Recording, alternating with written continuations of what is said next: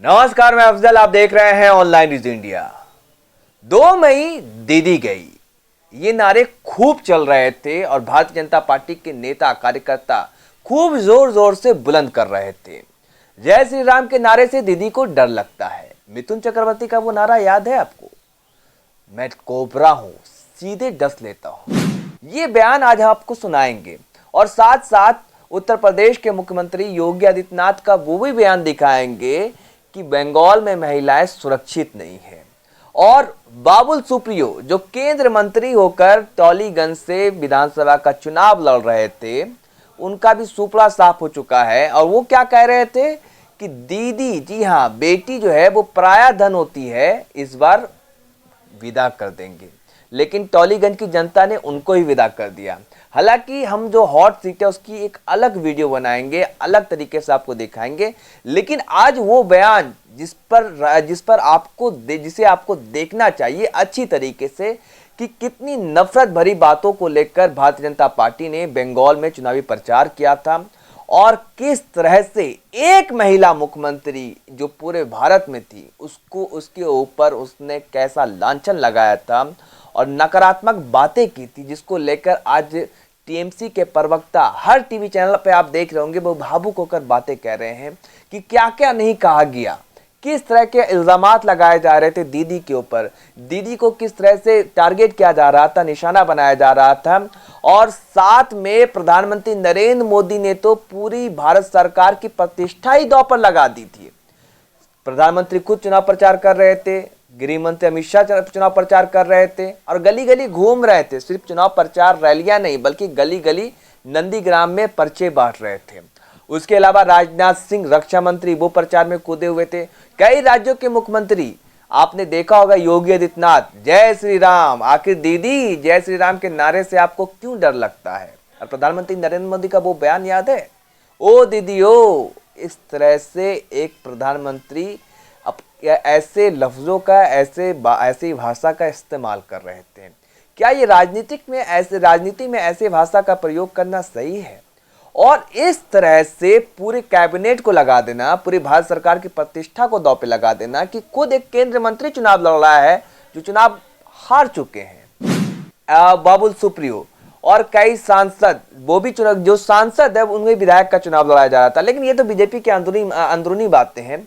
लेकिन आज आपको ये देखना बेहद जरूरी है कि जो कहा जा रहा था कि बीजेपी बंगाल में हिंदू खतरे में है, ममता बनर्जी आखिर मुसलमानों का तुष्टीकरण क्यों करती है, हिंदुओं से नफरत क्यों है, उन्हें जय श्री राम के नारे से चिढ़ क्यों है।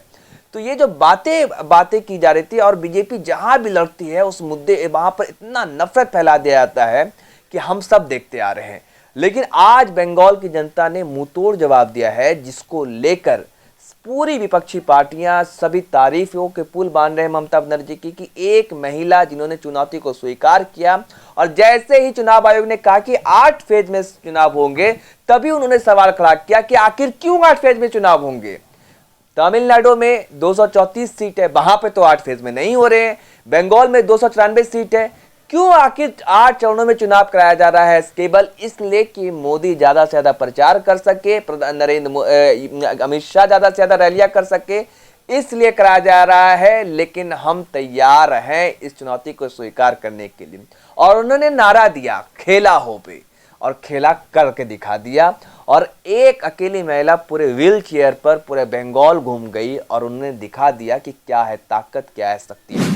आज जो सोशल मीडिया पर अंबार पड़ी हुई है ममता बनर्जी के लिए कि वो भी आप देख सकते हैं कि 400 की साड़ी, 100 का चप्पल, 10 लाख के सूट पर भारी पड़ी। और कुछ लोग मजाकिया लहजे में भी कह रहे हैं कि 2 मई दाढ़ी गई। लेकिन ये सब तो बातें अलग है। लेकिन सबसे पहले हम आपको सुनाते हैं, दिखाते हैं मिथुन चक्रवर्ती का वो बयान जिसमें वो कह रहे थे कि जिस दिन वो बीजेपी में शामिल हुए थे, वो उस दिन कह रहे थे कि मैं डस लेता हूँ, मैं कोबरा हूँ। जरा उनके बयान को सुनिए। सच में कहा जाता है ना तो कोई दोस्त होता है ना ही दुश्मन। जी हाँ, हम एक विचारधारा के लिए लड़ते हैं, लेकिन हाँ, काम जनता के लिए ही करते हैं। इस तरह से आक्रामक होकर ऐसे शब्दों का इस्तेमाल करना, क्या मिथुन चक्रवर्ती आज माफी मांगेंगे? आज सोशल मीडिया पर क्या लोग ममता बनर्जी के लिए लिख रहे हैं, ट्विटर पे क्या ट्रेंड चल रहा है, वो जरा देखिए। अखिलेश यादव ने कहा दीदी ने मुंहतोड़ जवाब दिया है, तो संजय राउत ने कहा कि बंगाल की शेरनी। जी हाँ, वही अरविंद केजरीवाल, तेजस्वी यादव, फारूक अब्दुल्ला, उमर अब्दुल्ला, महबूबा मुफ्ती, शरद पवार, हर तरफ से अंबार है ममता बनर्जी के लिए। और ममता बनर्जी एक ऐसी छवि बनकर उभरी है कि 2024 में कहीं देखने को ये ना मिले कि मोदी वर्सेस ममता। जी हाँ, मोदी वर्सेस अगर ममता होता है 2024 में, तो आश्चर्य की बात नहीं। सभी विपक्षी पार्टियां, हो सकता है कि ममता बनर्जी को सहमति दे दे, क्योंकि लगातार तीसरी बार वो चुनाव जीत कर आ रही है, वो भी पूर्ण बहुमत के साथ। वो भी तब जब भारत सरकार के पूरी कैबिनेट लगी हो, खुद प्रधानमंत्री लगे हो, और साथ में साथ इलेक्शन कमीशन, मीडिया जो गोदी में इसके बारे में कहा था, सीबीआई, ईडी, प्रशांत कनौजिया क्या लिखते हैं वो उनकी बातों को दिखाएंगे। तब ऐसे हालात में ममता बनर्जी इस तरह से बम्पर वोटों के साथ जीत कर आई हैं, तो कहीं ना कहीं उनकी दावेदारी भी बन सकती है। और इसके पीछे तर्क ये है कि जब नंदीग्राम में ममता बनर्जी चुनाव लड़ रही थी, जहां से उन पर कहा गया कि ममता बनर्जी हार रही है, तब महुआ मैत्री जो टीएमसी के सांसद, उन्होंने कहा कि तैयारी आप करो, बनारस से वहां आ रही है ममता बनर्जी, वहां चुनाव लड़ने के लिए।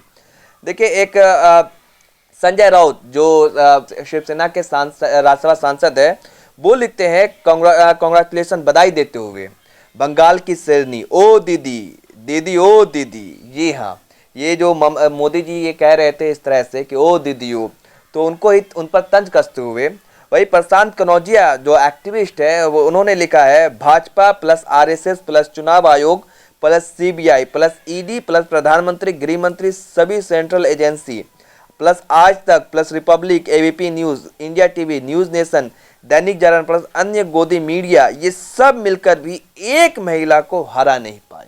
जी हाँ, और ओम थानवी वरिष्ठ पत्रकार है, उन्होंने शेयर किया है, एबीपी न्यूज के दो रिपोर्टर हैं। अब आप देख रहे होंगे कि बार बार जो है, मतलब सारे चैनल जो ओपिनियन पोल करा रहे थे, जब चुनाव चल रहा था, जब चुनाव की घोषणा हुई थी कि कौन पार्टी जीतेगी, क्या हो रहा था, तो बार बार बदला जा रहा था कैसे पासा कि बीजेपी को माइलेज दिया जाए ज्यादा से ज्यादा और दिखाया जाए, लोगों के माइंड को चेंज किया जाए। तो ये देखिए कि एक पंकज झा है जो एबीपी न्यूज में आप देखते होंगे जिनको, वो कह रहे थे कि बीजेपी 145 सीट लाएगी, टीएमसी 130 और लेफ्ट 19। भाई मनोज्ञा लोईबाल जो पश्चिम बंगाल से कवर करती है, एबीपी न्यूज की रिपोर्टर है, वो कह रहे थे कि बीजेपी 175, टीएमसी 94। जी हाँ, जिस पार्टी का नारा था 200 के पार, और ये लोग बता रहे थे अपना सर्वे, ये इन लोगों का अपना सर्वे था कि रिपोर्टर्स क्या सोचते हैं, तो ये लोग बता रहे थे 145 बीजेपी को, पंकज झा बता रहे थे, और मनोज्ञा लोईवाल कहती बीजेपी को 175 आएगा, टीएमसी को 94 सीट आएगा। लेकिन हुआ क्या, इसके उलट तस्वीर बदल दी है ममता बनर्जी ने। ममता बनर्जी को योद्धा कहा जाता है, उन्होंने अपना सीट, भवानीपुर परंपरागत सीट, जिस सीट पर, जिस सेफ सीट से वो लड़ती थी, वो सीट छोड़कर शुभेंदु अधिकारी को उनके घर में ही पटखनी देने के लिए नंदीग्राम पहुंची, और वो कामयाब भी हो गई।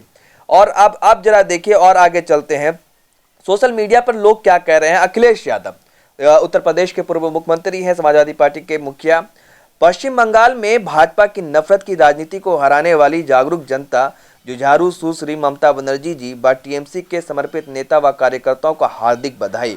ये भाजपाइयों के एक महिला पर किए गए अपमानजनक कटाक्ष, दीदी ओ दीदी का जनता द्वारा दिया गया मुंहतोड़ जवाब है। दीदी जियो दीदी, ये ट्रेंड भी कराया गया, दियो दीदी जियो दीदी। लेकिन आज आप अगर चैनल देख रहे होंगे तो आप देख पाते होंगे कि किस तरीके से जो सारे जो एंकर्स है वो रुधाली आंसू रो रहे हैं, उनके चेहरे पे चमक नजर नहीं आ रही है, वो हुंकार नहीं भर रहे हैं, वो तेवर नजर नहीं आ रहा है, वो बहुत ही सॉफ्ट होकर बात कर रहे हैं, मतलब उनके अंदर वो खुशी नहीं झलक रही है। वो आप तस्वीरों से ही समझ सकते हैं कि किस तरीके से जो एंकर्स रिपोर्टर है वो रुदाली आंखों से रो रहे हैं। अब मायूसी छाई हुई है, मातम छाया हुआ है सारे न्यूज चैनल में, क्योंकि एक महिला ने पटखनी दे दी इतने सारे सिस्टम को। एक सिंपल साधारण महिला, जी हाँ, जिसके ऊपर क्या क्या नहीं कहा गया। और आपको शुभेंदु अधिकारी का वो बयान याद है? शुभेंदु अधिकारी क्या कह रहे थे? शुभेंदु अधिकारी कह रहे थे कि दीदी अगर जी बेगम अगर जीतेगी तो वो क्या कर देगी, मिनी पाकिस्तान बना देगी। 10 साल तक उनके साथ काम किए, मलाई काटे, और 10 साल तक विधायक मंत्री रहे, उनका परिवार, उनके भाई, उनके पिता सांसद रहे, तब उनको ये बात समझ में नहीं आई थी। जैसे ही उन्होंने बीजेपी ज्वाइन किया तब ये बात कहने लगे और सांप्रदायिकता का माहौल किस तरह से घोला जा रहा था, जहर किस तरह से फैलाया जा रहा था, वो शुभेंदु अधिकारी ने दिखाया था। और नंदीग्राम में की जनता को किस तरह से बरगलाया जा रहा था वो भी दिखाया गया कि दीदी, जिस दीदी का आशीर्वाद लेते थे, पैर छूते थे, उसको कहते बेगम। ये बेगम और मिनी पाकिस्तान, क्या ये राजनीति की मर्यादा है? आज जनता ने मुंहतोड़ जवाब दिया है और ये लोकतंत्र की जीत है और ये देश में इंसाफ पसंद, अमन पसंद लोगों की जीत है। क्योंकि कोई ये जीत ऐसी जीत नहीं कि मतलब चलो भाई जीत गए, लेकिन जो जनता ने मैंडेट दिया है भारी भरकम, बार बार ये कहा जाता है कि 200 के पार, उससे तो कम कोई किसी सवाल पर नहीं। और तारीफ करनी होगी प्रशांत किशोर की। जी हाँ, जो आप उन्होंने क्या कहा, अगर बीजेपी 3 डिजिट क्रॉस कर जाए, 2 डिजिट क्रॉस कर जाती है तो हम जो काम करते हैं वो काम छोड़ देंगे। प्रशांत किशोर का दावा आज सही हुआ और उनकी हर तरफ जमकर तारीफ हो रही। जो उन्होंने कहा कि बीजेपी 2 डिजिट क्रॉस नहीं कर सकती, जबकि सारी मीडिया, सारा एग्जिट पोल, कई एग्जिट पोल तो ये दिखा रहा था कि बीजेपी 180-190 सीट जीत रही है। कई आपको मैंने एबीपी न्यूज के रिपोर्टर का हाल देखा है कि क्या कह रहे थे। लेकिन जो दावा प्रशांत किशोर ने कहा उनकी तो तारीफ होनी चाहिए। और अंत में बस इतना ही कहूंगा कि बंगाल के लोग पहले बंगाली अस्मिता को देखते हैं और बिरयानी भी खाते हैं, वो भी मुसलमान की दुकान से। वहां पर ये है एकता, ये है भाईचारा। और कई पंडाल, जो दुर्गा पूजा वहां का फेमस है, पूरे हिंदुस्तान में, पूरे भारत में सबसे फेमस अगर दुर्गा पूजा है तो वो कोलकाता पूरे और बंगाल में मनाया जाता है। तो उस दुर्गा पूजा के जो अध्यक्ष होते हैं, कई पंडाल जो खूबसूरत पंडाल बनाए जाते हैं, जो उसके अध्यक्ष होते हैं तो मुसलमान होते हैं। ये गंगा जमुना तहजीब, ये खूबसूरती है बंगाल की। लेकिन उस खूबसूरती में सेंध लगाने गई थी बीजेपी, और वो भी तब जब लोकसभा में 18 सीट जीता था बीजेपी ने, और 2019 में 18 सीट जीतने के साथ साथ 40% वोट शेयर भी था। और अगर उसको विधानसभा में देखा जाए तो विधानसभा में अगर काउंट किया जाए तो 121 विधानसभा सीटों पर बीजेपी आगे थी। लेकिन आज 100 के 90 के आसपास अटक रही है। और अपडेट लेकर हम आपके बीच हाजिर होंगे।